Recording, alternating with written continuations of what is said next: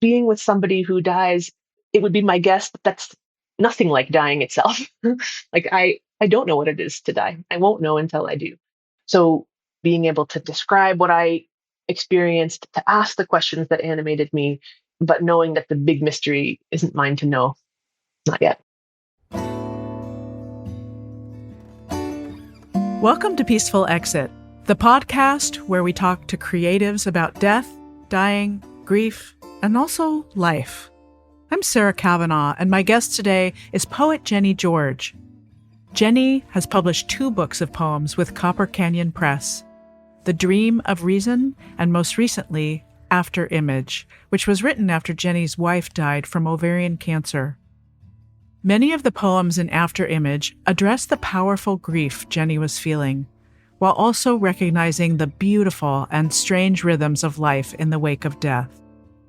In this conversation, Jenny and I talk candidly about the honor of caring for a loved one who's dying, and what it's like to live in the after image of such a profound loss.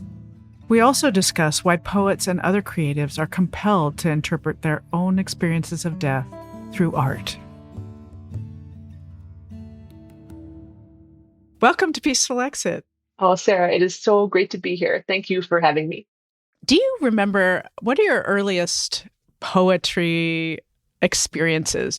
I definitely identify as having been a poet all the way back from when I was a kid, like something about the mindset of observing or listening in the world and going to the library and being moved by literature and kids' books of poems and that type of thing. And I grew up in Amherst, Massachusetts, which is the home of Emily Dickinson. And we heard them in school. And also the figure of Emily Dickinson lived in my imagination. Her house was right there in town, and her grave is in the graveyard. That's like if you cut from the pizza shop to the middle school, you walk through this graveyard in Amherst, and there's her grave. And people would leave little offerings on top of it, little pennies and dried flowers and pretty rocks and shells and that type of thing. So I had this sense of oh, a poet is a real person of significance, or even sense of myself as part of the legacy of Emily Dickinson, this female poet in this town where I was myself a little kid.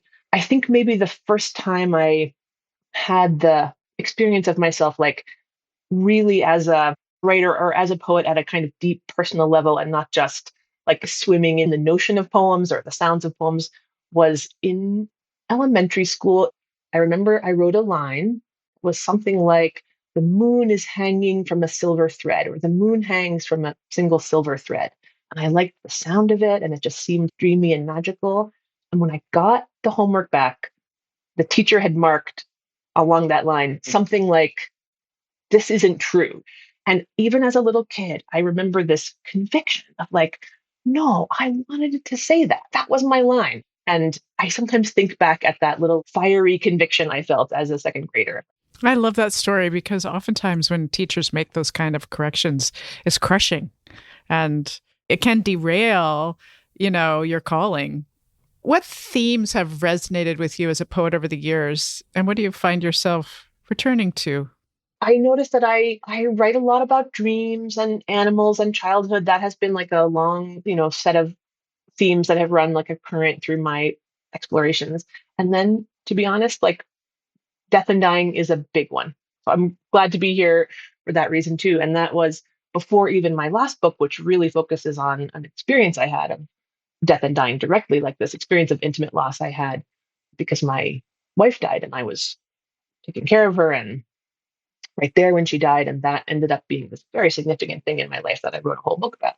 But even before that, I think I've been interested in, leaning towards, baffled by, curious about, seduced by the questions around death and dying, and going all the way back to when I was a kid. And I think that has been a very central animating question for me as a human, and then has come into my work. And poetry, what better form for taking up that big question? What was your first memory of loss? I think loss as a concept or as a feeling is something I have been attuned to my whole life. And my sweetheart was the first person that I was close to that died in my life. So I made it all the way till almost 40 years old without someone very close to me dying. What about a pet? Yes, oh, pets, they really do teach us that, don't they? I was like, there's no way you live to 40 I mean, without some of kind of course, loss. nobody lives to 40 without some kind of loss. No, of course, you're so right.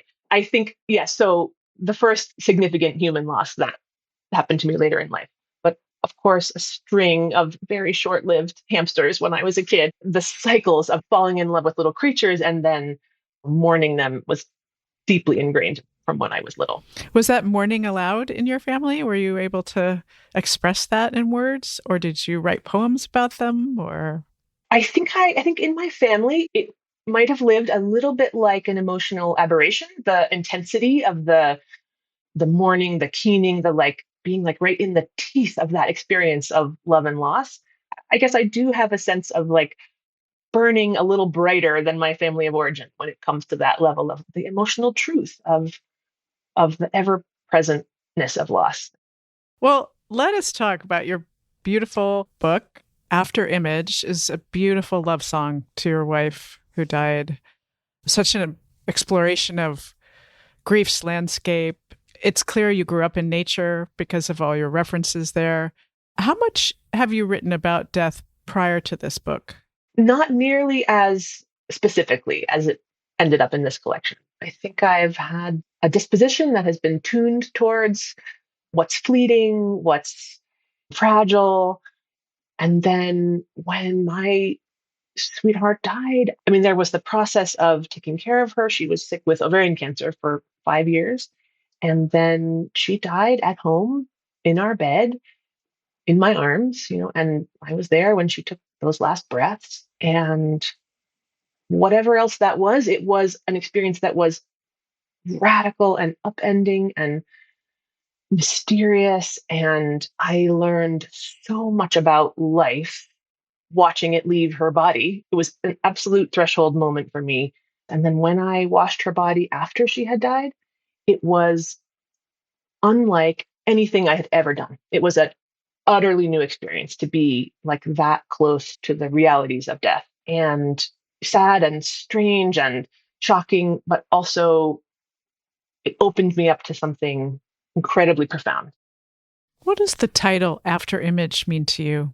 I mean, after image is a phrase that comes from optics or photography, and it means that the image that remains even after the stimulus itself is gone. Like if you look at the sun and then you look away, you see an after image of the sun. That seemed to me like a good metaphor for the effects of real extreme human experience. Like sometimes we go through things that even when the experience itself is done, there's the shadow or echo of it that continues on through our bodies and our beings. How does the metaphor of snow to you reflect in your work? There's certainly the quality of snow's kind of like ability to suddenly arrive, change the landscape. It's also ephemeral. It holds and then it melts. It's obliterating. It's beautiful. And then on like a very concrete level, my sweetheart died at the end of April. It was already springtime here in Santa Fe. And then the morning after she died, when we were still spending time with her body, there was a sudden, very dramatic snowstorm. And it just covered the garden, built up on all the walls and on the roof. It was just like a very dramatic weather shift. And then the sun came out and it melted and sparkled away. And so I think I couldn't help but transpose the kind of sudden life shift that was her dying and this just dramatic, gorgeous, slightly devastating weather event that also took out all the early spring flowers. And so lots of snow ended up coming through the poems. Did she have anything to do with that storm? You can't help but wonder. Shall we read a poem? Would you mind? I would be happy to. Which one did you have in mind? Well, this time I had in mind the poem The Kindnesses of Death, page 26. Yeah. In this poem, I was imagining the aspects of being dead that could be a relief and like trying to pull forward aspects of that state that could be kind or gentle. So it's an imaginative exploration of that state. So this is the poem, The Kindnesses of Death. First, that nothing touches you. No silks unnerve your skin. No sunlight splashes your empty face. Next, that you cannot hear the separations in the cries of birds. At last, all things stop changing. The wind stays undisturbed in its enclosure. No hour grows long with awful feeling. That others are released from love. No one has to bathe you now like a worn out child.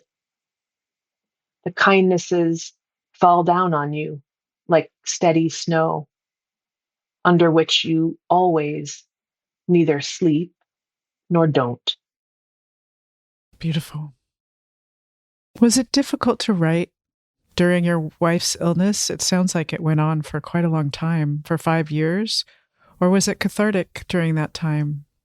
I didn't write almost at all, I would say. Like I was very absorbed in just the daily asks of caretaking and being immersed in the medical system. So I had little time to write, but I was also distracted and scared and tired and stressed out and all of the things that come with being with somebody who's very ill. And then I didn't write for about a year after she died. I think I was just too flattened. The project came kind of like slowly back in as I think as I was thawing somewhat and trying to make meaning of that experience, and images and memories were returning to me. The book is called After Image. There was an after effect quality of the writing itself where I was returning to make meaning of that experience, not really writing as it was happening. As it was happening, I was doing it. I can imagine. And, I've heard from other authors too that whenever the writing starts, it feels like a process of metabolizing that grief. What are some of the big questions poetry allows you to ask? Ooh, I just love that question. I feel almost a little chill as I'm thinking about it. What comes to me is like all of the questions that are in that category of aliveness. Much of the poetry that I love is also very steeped in the senses. It helps me ask into the questions that are like really about that texture of aliveness, like how much of our own aliveness can we even bear? What knowledges are made possible when we are really tuned, like open to the world, like our senses are really tuned to the physical world and the bodily world. We could talk for a few hours about those. We really could. And of course, the questions are almost better than the answers. I mean, answers, what answers? There's just experience. There's just the questions. Yes, there's just those questions. So you told the Santa Fe reporter, my beloved can't tell that story, and I'm the one left with access to telling, with access to language, and yet I didn't go through it directly.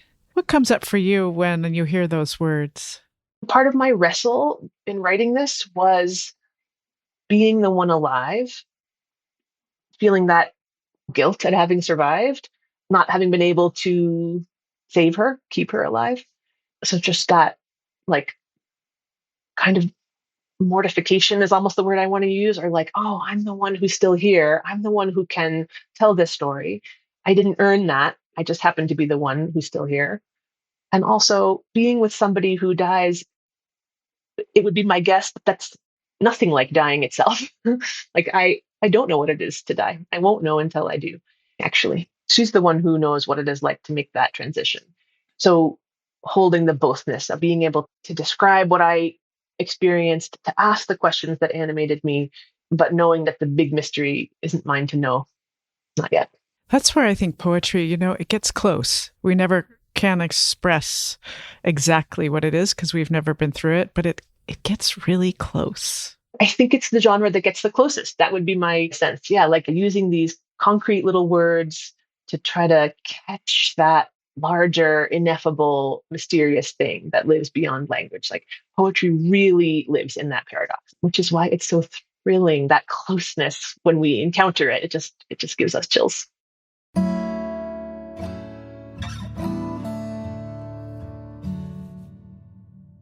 So you reference Greek myth in a few poems. Orpheus and Eurydice were star-crossed loves in Greek mythology. And the only way Orpheus could rescue Eurydice in the underworld was to walk her out and not look back.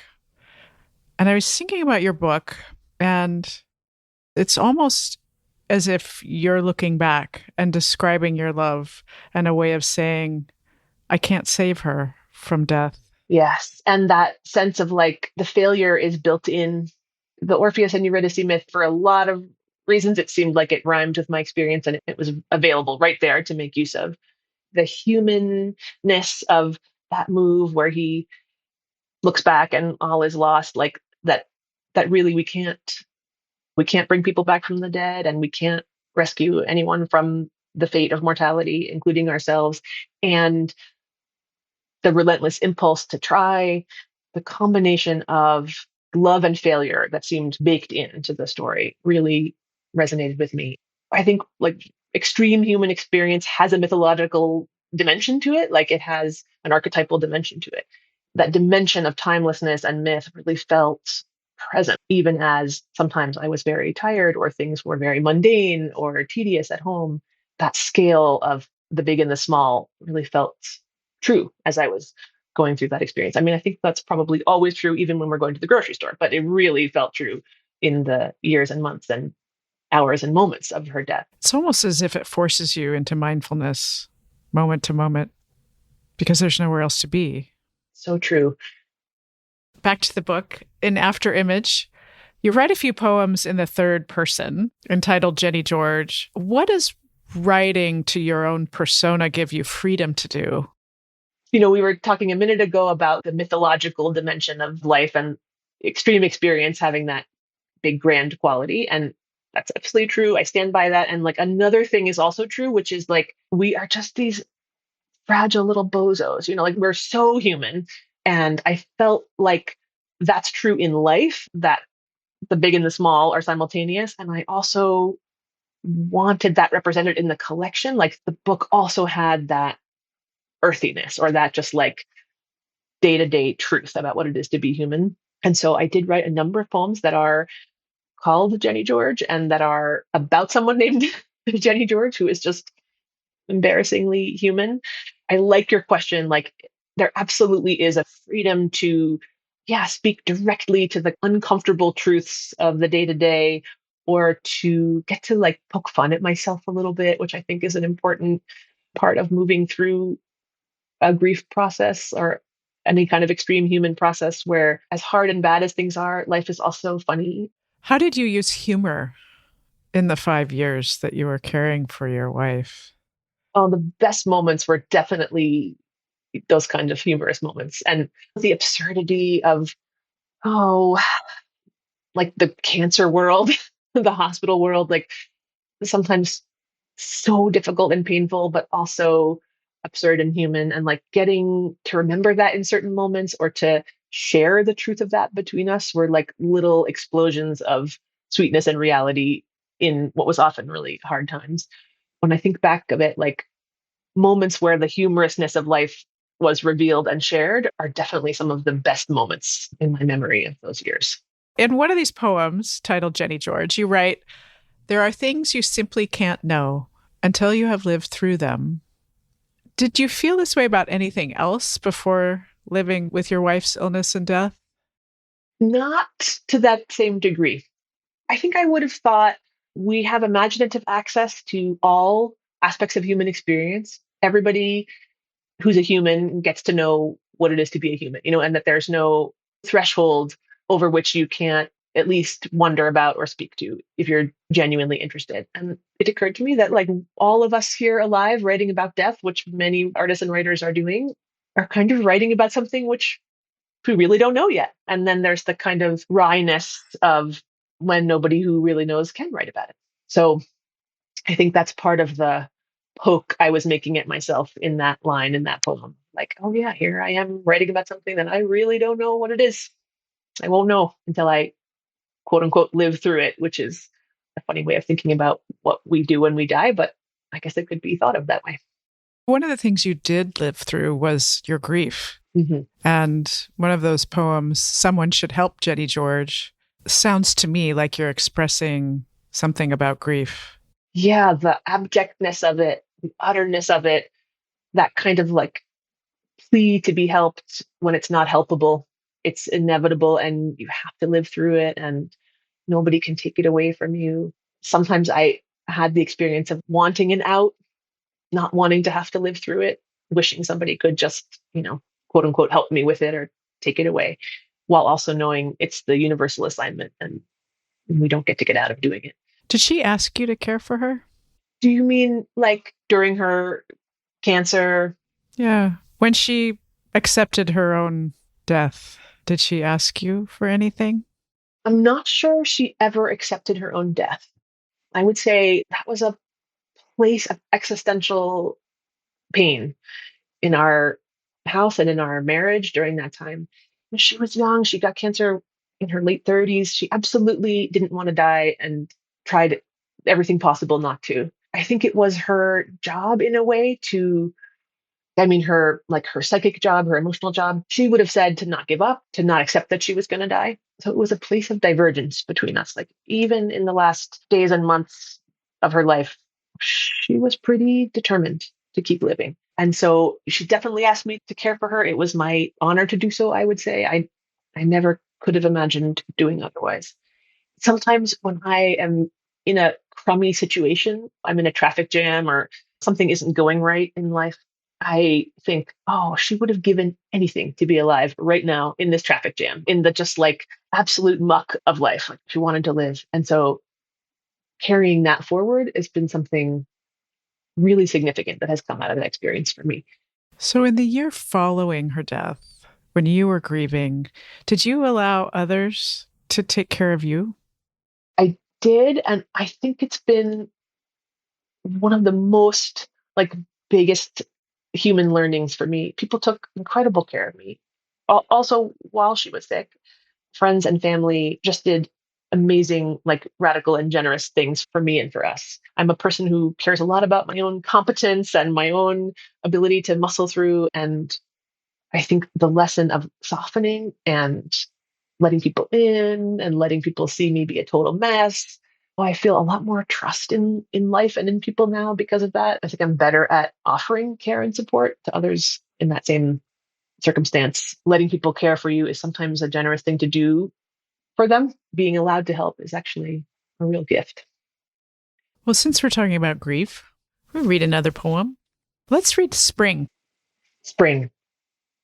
I hate my grief, the way it keeps repeating the same question over and over. At wood's edge, the crows congregate in large numbers to sleep. When the sun appears, it sets off the great exchange. Melt pools flash. Her perfume bottles, unmoved on the bureau, glow like glassed fruit. I love that image of glass fruit. I had a bottle of my mother's perfume. She died 23 years ago, long time. And so it soured. Eventually, I had to let it go because it no longer smelled like perfume. It smelled like alcohol. Yeah, vinegar. Or vinegar or something. Yeah, it was. Let's read another one. This is a bit of a shift because I'd love to talk about the body. How about Hello World? It's a bit more about aging and the body. Hello, world.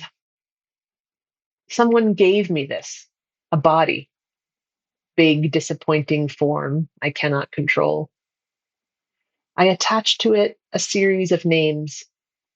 I tend the garden of immediate decay, comb the strange stars from its hair. My lungs inherit the weather through an open window. How am I supposed to keep at this difficult task? Life lasts so long now.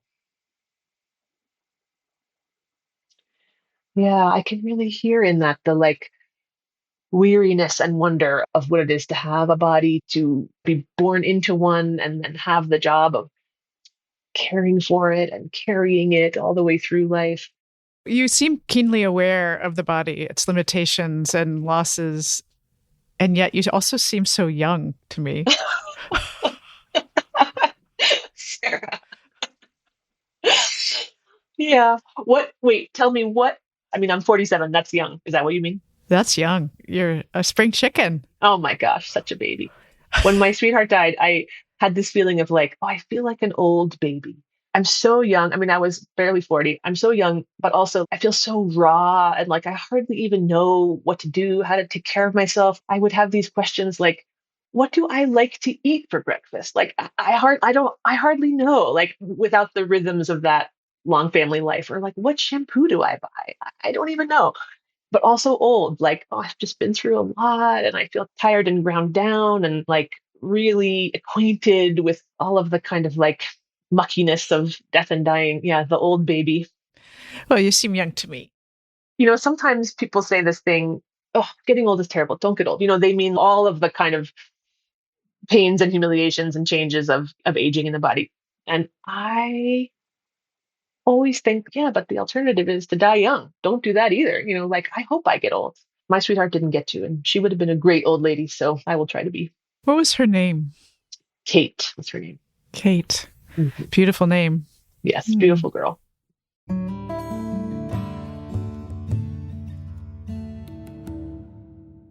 Was there anything surprising about what the body does in death? So many things. She died right around midnight. I was there with her after she died. The other folks that were in the house gathered. We turned the lights on. There was a kind of vigil, I guess, over those next hours. Kate's mom was here with us. And then in the early morning hours, we washed her body. It was before she became totally stiff. Washed her body and changed the clothes that she was in. And there was a moment when we lifted up her torso to clean her back and organize the cloth around her body. We lifted up her torso. The last breath that was in her lungs came out of her, the breath that came out of her dead body. That was a surprise. The combination of she's here, she's not here, she's herself, she's not herself. There's breath, there's death. And that her last breath had been a breath in. It's almost like she swallowed the room and it was still there in her lungs. So that even a number of hours later, when we moved her, that breath came out. That is something I will never not know after having lived through that. And that was a surprise.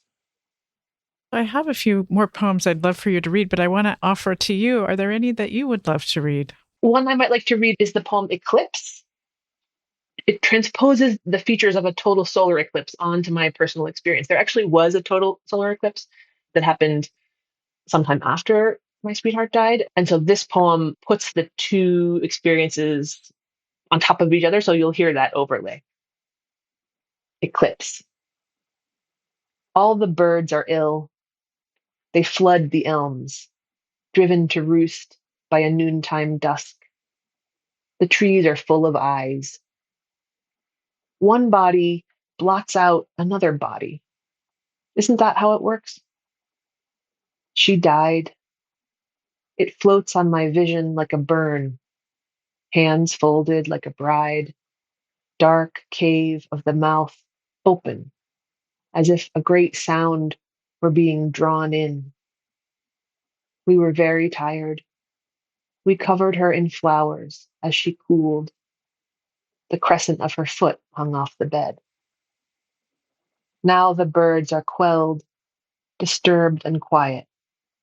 A strange hour of silk descends. They settle in the trees, if not to sleep, then to obey the dark. I love hearing you read your poems. Oh, thank you for listening. Thank you for giving me the opportunity to do so. You have a beautiful voice. I think as a photographer, I often notice when poets use light. And I love what you're talking about earlier about after image being that impression. And again, with the solar eclipse, it kind of leaves this imprint, if you will. Light leaves kind of an imprint. Would you read The Problem of the Lantern? The problem of the lantern. The dead are difficult.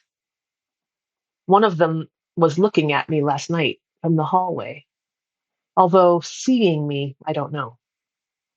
There was a quality like unmoving pond water, and a peculiar gleam like a false dawn.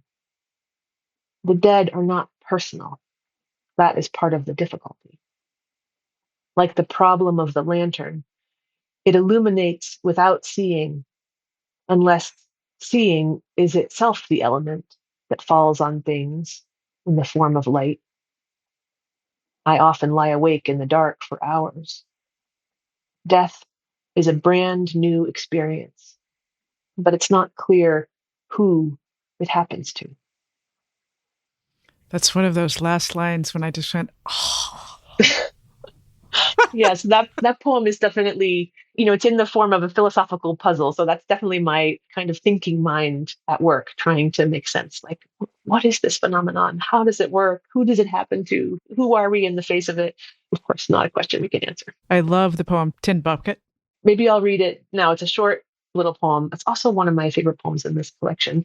It's the final poem in the main body of the book. I was thinking about that quality of time, maybe at the end of life when you're caring for somebody. It's sort of like past the point where there's anything to do. There's just the work of being with someone as they're dying. I had the experience of that time being very uncomplicated, not by any means painless, but uncomplicated in the sense of sort of pared down or stripped down. So I wrote this poem to try to capture some of that quality. This is the poem Tin Bucket.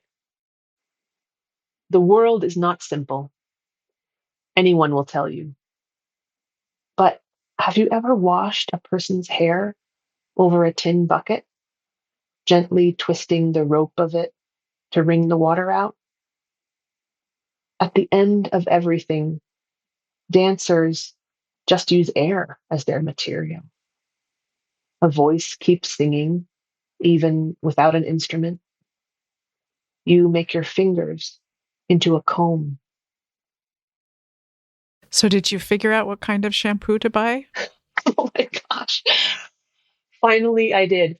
My sweetheart she was a person with great skill when it came to potions and lotions, and she always bought really nice shampoo, and then I just used whatever was in the shower. And then as an adult, I had to figure out, like, what shampoo do I buy?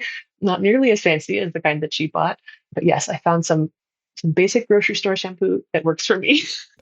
Excellent. Thank you for asking. What does a peaceful exit mean to you? When it's my time, I hope I'm there for it. Like, that would be my version of a peaceful exit for myself. I hope I can know some amount of what's going on. I hope I can be like alive to it. Of course, I hope I'm with folks I love and maybe at home myself. But mostly, I think it would be lucky to get to know that I'm dying when I die. That kind of like special consciousness that mortality makes possible. That for me would be a pretty remarkable and essentially peaceful way to go. Not fighting it, but collaborating with it.